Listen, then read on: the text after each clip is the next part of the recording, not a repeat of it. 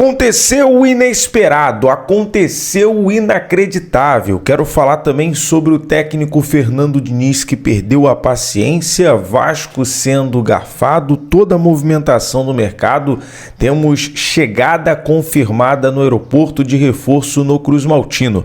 Fala galera, sejam todos bem-vindos ao canal BTB Esportes. Eu sou o Jonathan Santos, chegando com tudo neste dia, trazendo notícias, novidades, informações do Clube de Regatas Vasco da Gama. É claro que eu estou falando do Gigante da Colina, mas antes eu peço, como sempre, na humildade e na moral, se você não é inscrito aqui no canal, não perca tempo, botão abaixo, escrito inscreva-se, ative o sino das notificações na opção todos, deixe o like no vídeo, importante demais para o nosso trabalho, é muito importante para o crescimento do canal. O seu like faz com que a plataforma entenda que o vídeo é importante e acaba recomendando para muitos cruzmaltinos apaixonados.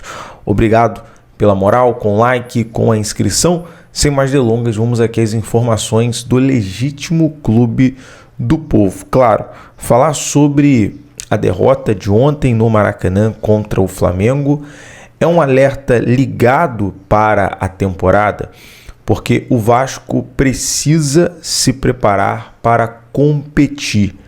Essa temporada, principalmente com o calendário estendido, com o período de Copa do Mundo, Campeonato Brasileiro começando mais cedo, vai exigir de todo mundo. E num jogo onde o Vasco passa a ser mais exigido, o Vasco ontem não conseguiu competir, não conseguiu ter fôlego e muitas vezes sendo aquele arame liso, sem verticalidade, um time muito horizontal, com muito toque para o lado. O Flamengo foi superior, principalmente no primeiro tempo, e temos que deixar esse alerta ligado. É claro que não é momento de terra arrasada, mas se não fosse o Léo Jardim ter salvou, fez defesas ali muito difíceis e conseguiu ajudar o Vasco, salvar em determinados momentos em relação a isso. E no segundo tempo, quando o Vasco ele volta com um time mais equilibrado, com o mesmo time, porém tentando equilibrar mais a partida, e o Bruno Arleu de Araújo entrou como protagonista do jogo e garfou o Vasco. O lance já foi visto em vários detalhes, em velocidade, sem velocidade, e honestamente não foi falta para expulsão. Não foi falta para expulsão. Uma incompetência do Bruno Arleu de Araújo não ir ao VAR verificar aquela questão que acaba condicionando o jogo. Você jogar com um a menos, com a intensidade que a partida era provocada pelo adversário, com certeza condiciona o jogo. Ele se desfez de ir lá no árbitro de vídeo observar a situação da falta, né? E por isso fica até aquela comparação, né, no que o Eric Pulgar fez na perna do Bruno Fux na final da Libertadores e não foi expulso, e era para ter sido expulso. Então qual é o critério? Um absurdo, uma verdadeira várzea do que aconteceu nessa atitude da arbitragem de não verificar o VAR. Então condicionou o jogo sim, mas é claro que também não dá para esconder a falta de repertório, a falta de criação, de vontade, ligando alerta para uma competição que vai exigir muito do Vasco. O alerta está ligado, repito, não é cenário de terra arrasada, mas sabe o que incomoda, torcedor, nesse momento? Sabe o que mais me incomoda? E eu tenho certeza que te incomoda também, é a situação de falta de ambição.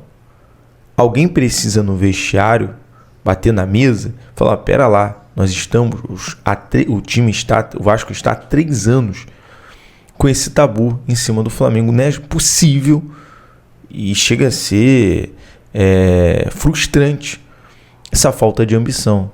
Chegar e resolver um jogo. Alguém tem que resolver esse jogo. Se é o Felipe Coutinho, se é o Thiago Mendes, jogadores mais experientes, não dá para deixar na conta do Léo Jardim. Então falta essa responsabilidade, sim. Falta essa ambição, sim. E não dá para a gente chegar aqui e fazer a fritura do GB. Na hora que o GB perdeu o gol, me senti muito irritado. Fiquei muito irritado. Porque não dá para perder um gol daquele. Mas não dá para a gente cobrar do GB tem que ser cobrado de outros. O GB está sendo maturado, o GB está ali no momento em que o Vasco perdeu o Verratti e o Ryan numa semana, tendo que ser o substituto. Então não dá para a gente aqui querer exigir, cobrar algo do GB, algo que ele vai desenvolver ainda essa característica. Mas na hora, obviamente, com aquela jogada eu fiquei irritado porque eu vi que seria muito difícil o Vasco criar uma triangulação em um tipo de jogada como aquela que originou a única oportunidade, porque o Vasco teve, até o primeiro momento, foram 13 chutes ao gol contra apenas um do Vasco e 5 chutes ao gol do Flamengo.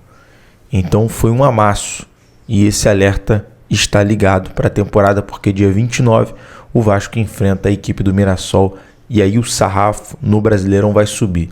Então a obrigação do Vasco é ir em Bacaxá, ganhar do Boa Vista, se classificar e melhorar essa performance. Quando for um clássico, quando for um jogo que exija mais do Vasco, tem que ser competente, tem que ser um time com vontade.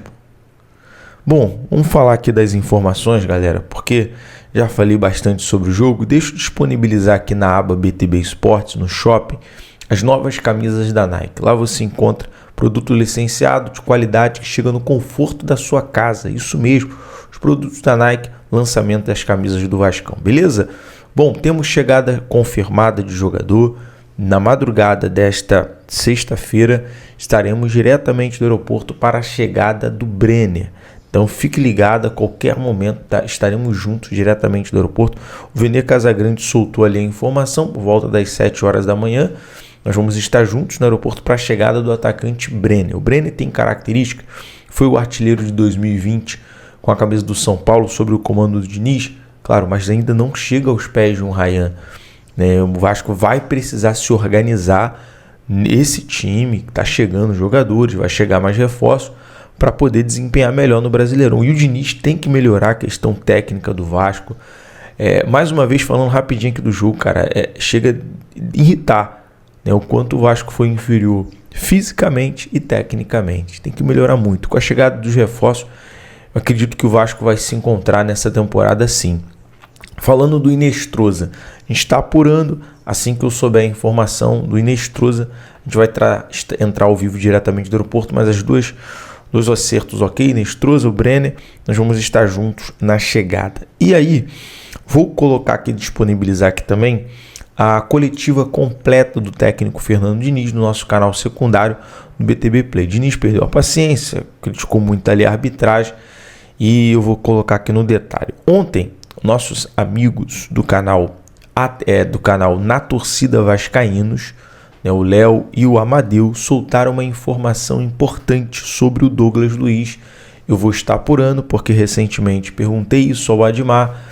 A princípio, o Admar demonstrou a consideração que o Vasco tem para o Douglas Luiz por ser um cria da base do Vasco. O Douglas Luiz já demonstrou o interesse de um dia jogar com a camisa do Vasco, principalmente com o Felipe Coutinho, mas a informação que os amigos soltaram é que através de pessoas próximas ao jogador, Vasco e Douglas Luiz chegaram ali, a ter conversas sobre salário, sobre o jogador, ter um acerto com o Vasco para ser o camisa 8 do Vasco, para chegar o jogador nesse momento está emprestado ao Nottingham Forest, está cedido pela Juventus. O Vasco fazer uma força-tarefa para poder ter o jogador. Tudo vai depender de um aceite da Juventus.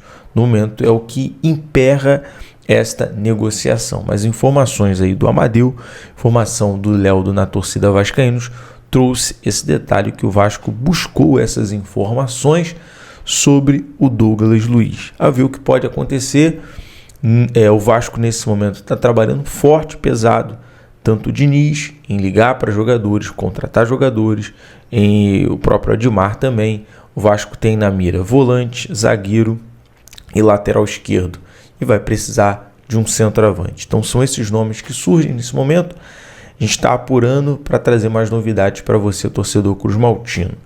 Mas acredito muito sim que o Vasco vai se encontrar. Até porque, nesse momento, se a gente for pegar no papel, saiu o Verratti, sem custo nenhum. Ryan saiu por 220 milhões. O Brenner está chegando por 32 milhões. E o Nestrosa também por 30 milhões. Então é o Vasco nesse momento, se organizando. O Diniz tem que encaixar esse time, não pode ficar também nesse mesmo repertório de toque de bola, saída de bola. O Vasco, quando enfrenta um time que marca em linha alta, sofre uma pressão, toda a bola aérea é um Deus nos acuda, muita coisa tem que ser organizada, muita coisa tem que ser melhorada. Não pode ser o Vasco da última temporada, a gente perdeu um campeonato por bola nas costas, por bola aérea. Então tem que ter muita movimentação, muito ajuste nesse momento. Galera, no mais eu vou ficando por aqui. À tarde eu volto com mais notícias e informações do Vascão. BTB Esporte sempre em todos os lugares. Saudações vascaínas.